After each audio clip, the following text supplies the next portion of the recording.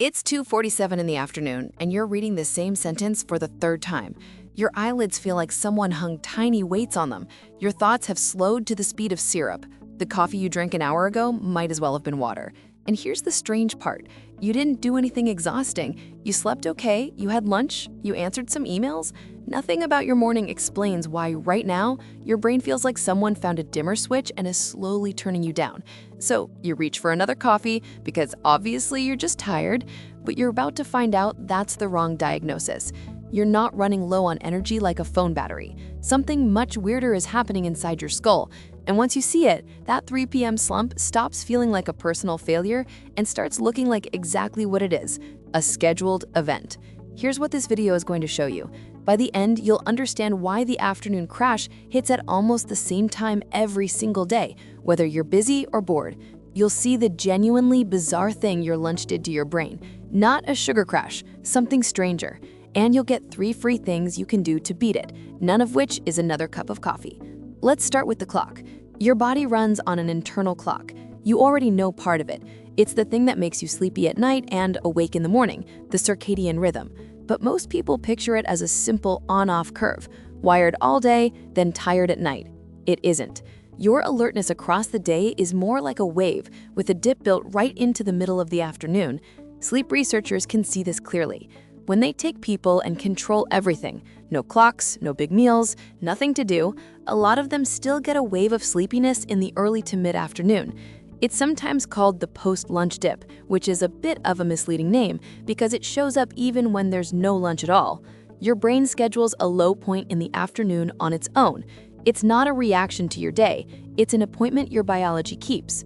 So part of your 3 p.m. crash is just the clock doing its job. The trough is baked in, which is already good news in a way. The slump isn't a sign that you're lazy or that your morning coffee failed you. It's a normal dip in a normal daily rhythm. But the clock can't be the whole story, because if it were, the crash would feel the same every day, and it doesn't. Some afternoons, you're a little foggy. Other afternoons, usually the ones right after a big, heavy lunch, you feel like you could face plant onto your keyboard. So something is making the dip deeper, and this is where it gets genuinely weird. To understand it, you need to meet the most important brain cells you've never heard of. Deep in your brain, in a region called the hypothalamus, sits a tiny cluster of neurons that produce a chemical called orexin, also known as hypocretin. There are only a few tens of thousands of them, a rounding error in a brain of 86 billion cells. But their job is enormous. Orexin neurons are essentially your brain's stay-awake switch. When they fire, you're alert, focused, upright, on. They're the thing that holds the waking state together. You know this because of what happens when they fail. People with the sleep disorder narcolepsy have lost most of their orexin neurons, and they can't hold on to wakefulness. They fall asleep suddenly, in the middle of the day, mid-conversation, mid-meal. That's how central these cells are. Lose them, and staying awake becomes impossible. So whatever quiets your orexin neurons is quite literally turning down your wakefulness switch. Now here's the twist, the thing that flips this whole story. You'd assume that if anything switches off your stay-awake cells, it would be something like exhaustion or a lack of fuel. The opposite is true. One of the things that reliably quiets orexin neurons is glucose, sugar. Researchers led by Denis Burdikoff found that when glucose levels around these neurons rise, the orexin cells go quiet. They stop firing. The more available energy floating around, the more your stay-awake switch dials itself down. Sit with how backwards that feels. You eat a big lunch, a sandwich, some fries, a soda, and the flood of glucose that follows doesn't rev your brain up. It does the opposite. It reaches the exact cells whose job is to keep you awake and tells them to relax. Your brain, sensing plenty of energy on board, decides this is a perfectly good moment to power down. It's not a sugar crash in the way people usually mean it. It's your wakefulness switch being gently switched off by the very meal you thought would fuel you. And strange as that wiring sounds, it makes a brutal kind of sense. Orexin doesn't just control wakefulness, it ties your alertness to your energy state. Think about what that was for. An animal that's hungry needs to be awake, alert, and out looking for food. Being drowsy on an empty stomach could get it killed. But once it has eaten, once energy is flooding in, there's no longer any urgent reason to stay on high alert. Better to settle down, rest, and digest. So evolution wired a simple rule into these cells. Low fuel, stay sharp. Plenty of fuel, stand down. It's an elegant rule. It just never imagined you'd be sitting at a desk at 3 in the afternoon, needing to concentrate right after a plate of pasta. Stack that on top of the circadian dip that was already scheduled for the afternoon, and you get the full 3 p.m. crash. The clock dips you low, the lunch quiets your orexin, and suddenly you're fighting to keep your eyes open at your desk, wondering what's wrong with you. The answer is nothing. Your biology just ran 2 of its normal programs at the same time. There's a third piece, and it's the one caffeine has been secretly fighting all day. From the moment you wake up, a molecule called adenosine starts building up in your brain. It's a byproduct of your brain using energy, and it acts like a rising tide of pressure to sleep. The longer you've been awake, the more adenosine has accumulated and the heavier that pressure gets. By mid-afternoon, you've been awake for 6, 8, 10 hours, and that tide is high. This is the sleep pressure side of things, and it's the reason a bad night's sleep makes the afternoon so much worse. You started the day with the tide already partway up. And caffeine? Caffeine works by sliding into the docking points that adenosine uses and blocking them, so your brain can't feel how much pressure has built up. It doesn't remove the tiredness, it just hides the signal for a while. Which is exactly why that coffee an hour ago did nothing for your 3 p.m. slump. You drank it too early, it was already wearing off, and it was never going to touch the circadian dip or the orexin effect anyway. So the crash isn't one thing, it's 3. A scheduled dip in your internal clock, a wakefulness switch quieted by your lunch, and a full day's worth of sleep pressure. No wonder willpower doesn't beat it.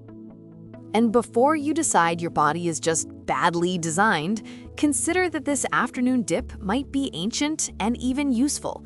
Look across the world and you'll find cultures that have built the midday rest right into the day.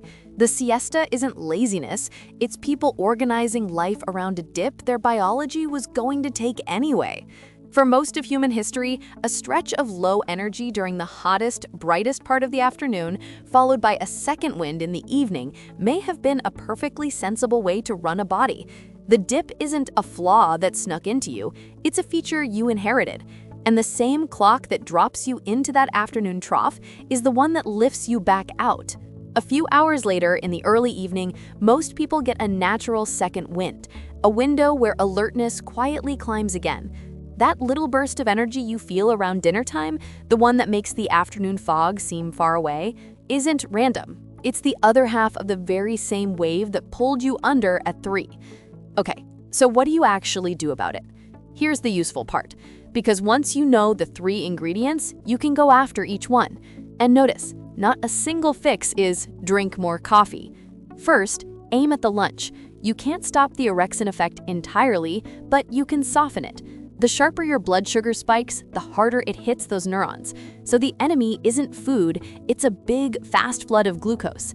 A lunch built on refined carbs and sugar, the white bread, the soda, the pile of fries, gives you exactly that flood.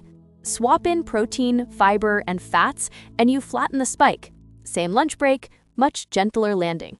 You're not eating to fuel up, you're eating to avoid quietly switching yourself off.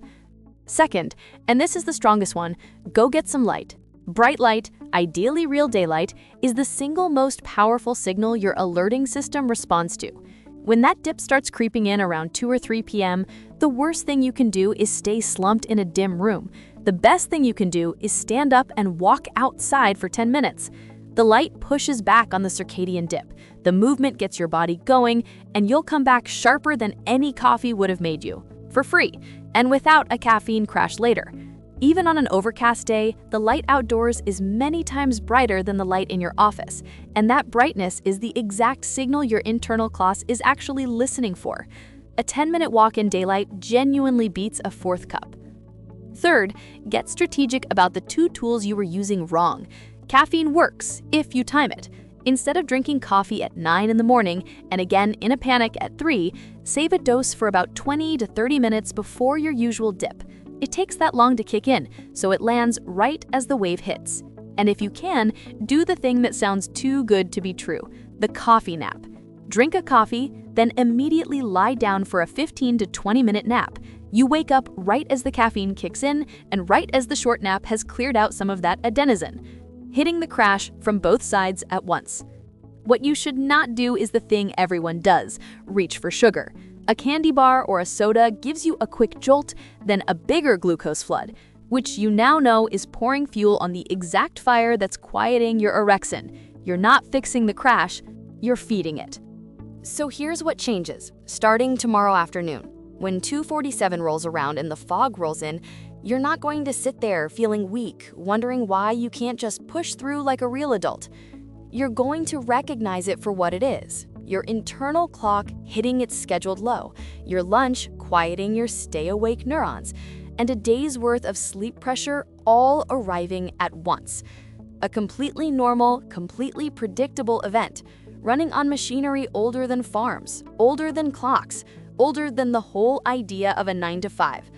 The 3 p.m. crash was never proof that something is wrong with you. It's proof of how precisely your brain is keeping time. And now that you can see the gears turning, you don't have to fight them with caffeine and guilt. You can just step outside, catch some light, and let the wave pass, knowing exactly what it is and exactly when your second wind is coming.